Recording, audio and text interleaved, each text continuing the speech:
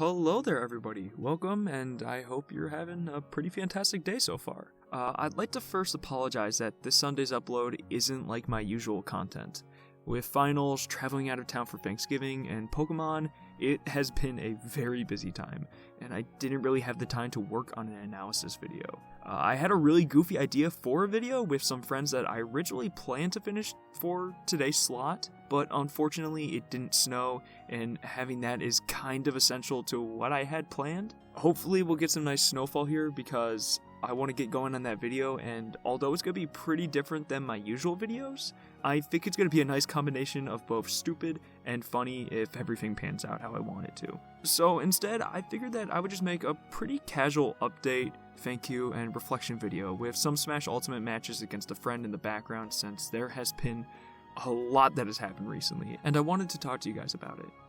First off, to provide a bit of an update on the channel. I tweeted out about it at the time, but given the way that the end of the year is for me with holidays, travels, finals, etc., I knew that sticking to my one video every third Sunday would likely get thrown off. Something I hate doing is releasing a video late since I feel like I'm letting you guys down and perhaps not working hard enough. But I think I've come to this realization that sometimes the delays are gonna happen with the other things I have to balance in life popping up, and I wanted to make sure that each video I put out is the best that I possibly can. I firmly believe that I'd regret putting out a rush video to meet a deadline much more than delaying it a couple days to make something I'm truly proud of. That's what happened with the Virtue's Last Reward video, which is what I'd actually consider to be my best and favorite video I've made, and man, that process took a lot out of me. I honestly was pretty scared a couple times during the process that all the work might be for nothing and that not many people would actually watch it, just given that it's a very niche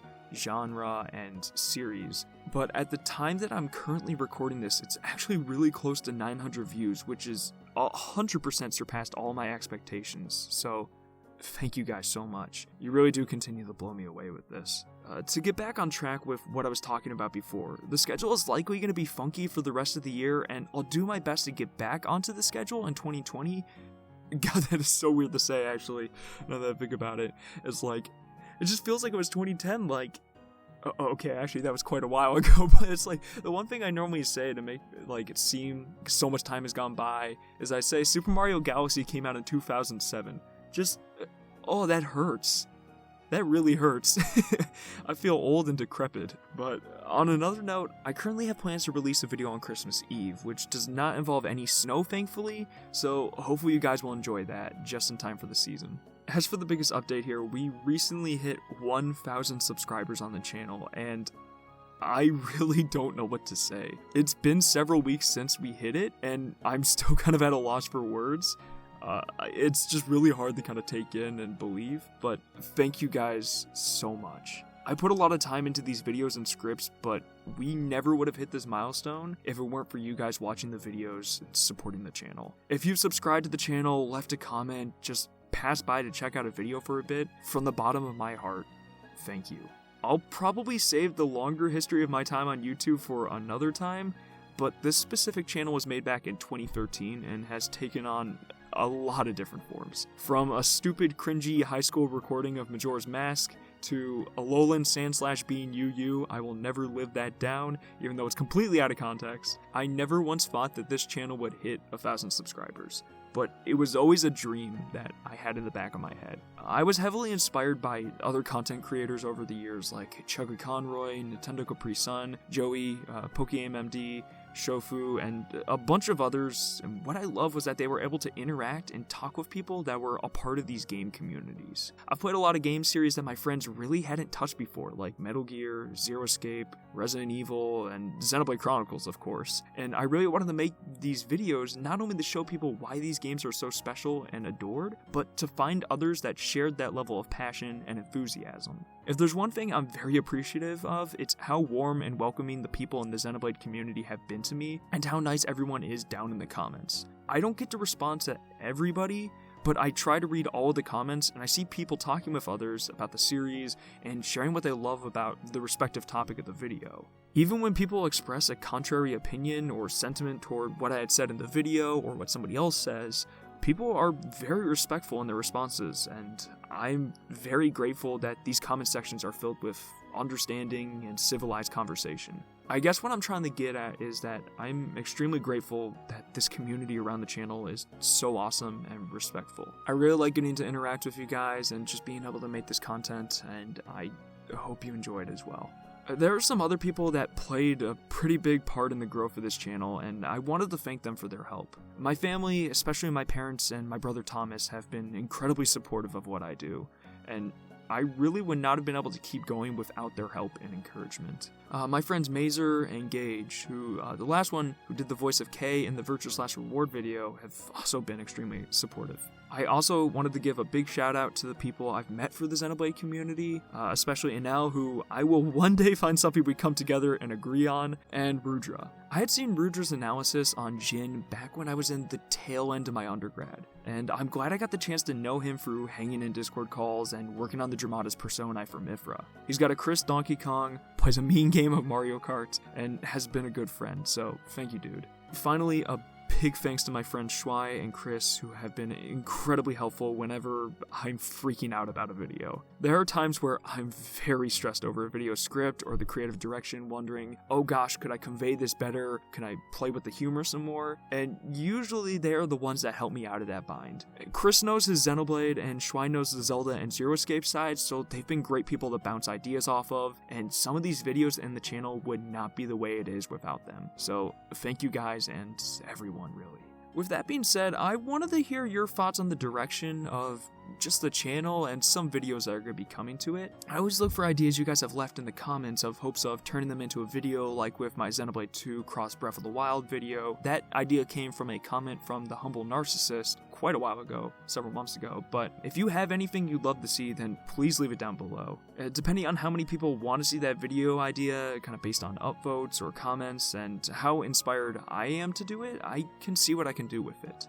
Without giving away too much, because I typically like to have my videos be a bit of a surprise around release, there are 2 video ideas that I'm planning that I wanted to run by you, and mainly because they would serve a different role than my usual content. The first idea is content on an Ocarina of Time randomizer. So Ocarina of Time is my favorite game of all time. I play it about once a year, I've been in it like 15 times, so I'm fairly familiar with the game. But a randomizer I think would offer an extremely fresh experience that would be very fun to record with a couple friends in call, and can be converted into either an edited playthrough or a compilation video with the highlights from that playthrough. I've been holding off on doing an Ocarina of Time analysis as well as several other things regarding other topics of Xenoblade and games and characters, mainly because I want to keep improving my skills as an editor and a scriptwriter. I feel like my first video back in January in comparison to this Virtues/Reward video has shown a pretty big increase, and I want to keep improving so that way I can do those subjects and those characters justice when I eventually get to them.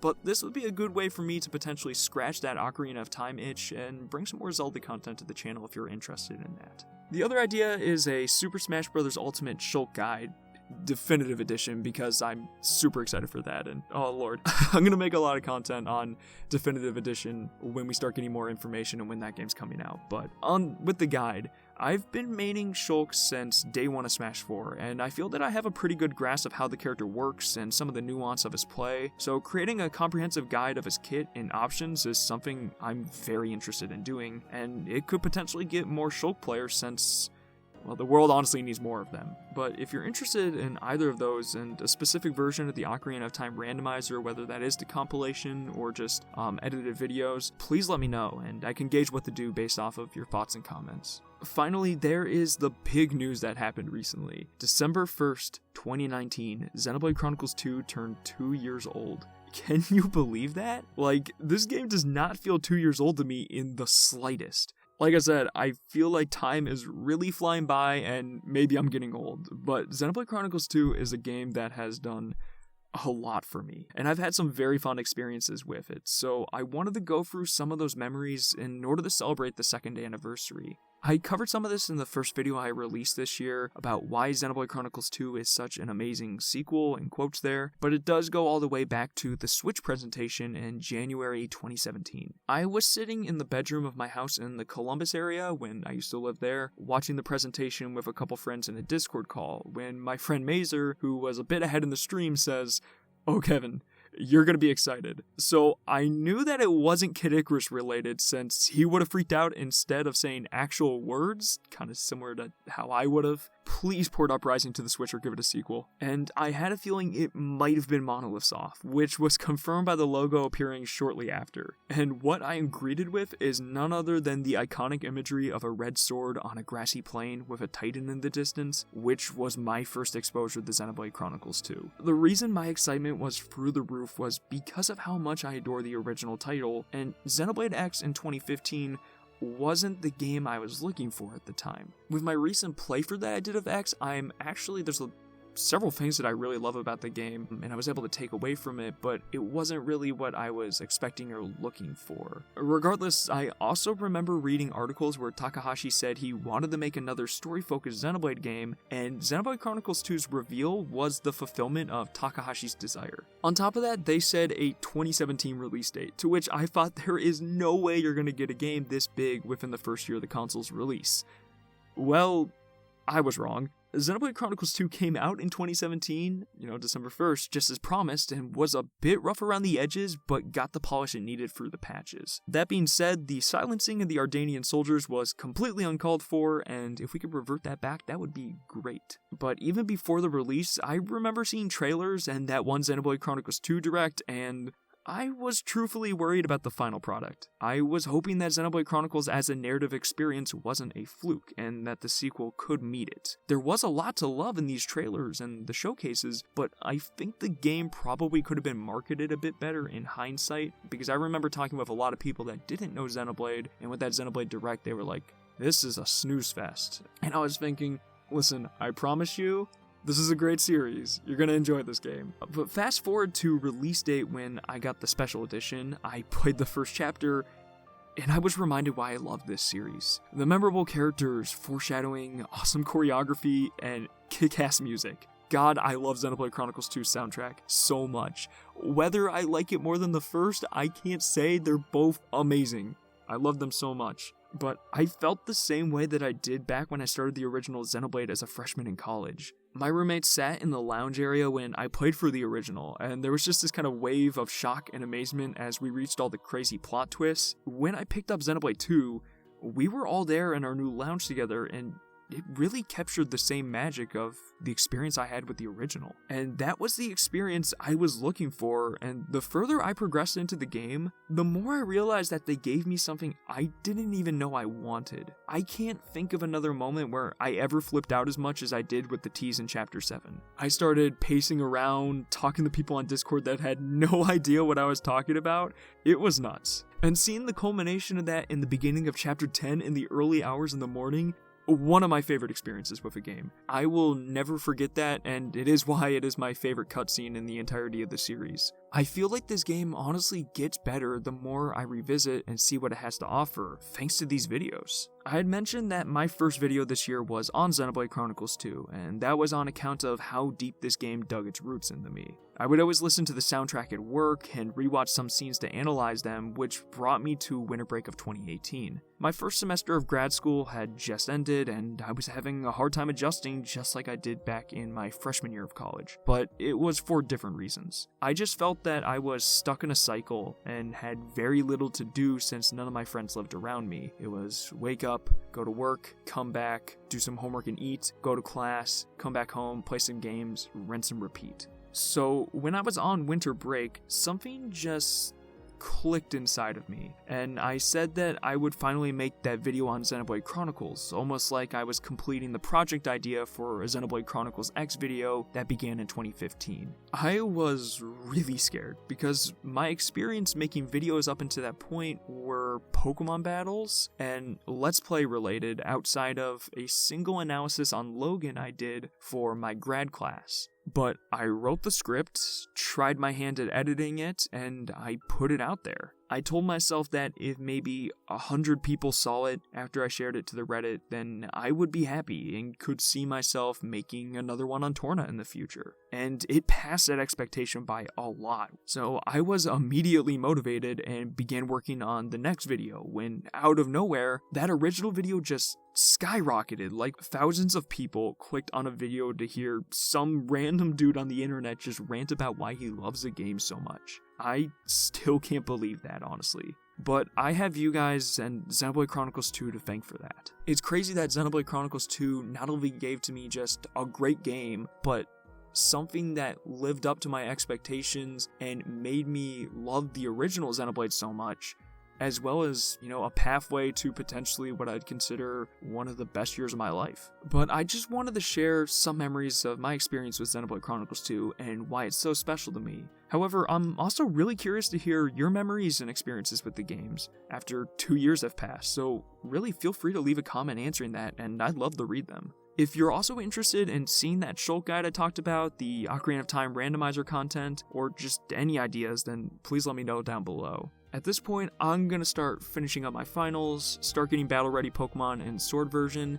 I'm actually really enjoying the game. That's a subject for another time, but there are problems. There are a lot of problems with that game, but I haven't enjoyed a Pokemon game this much since X and Y back in 2013.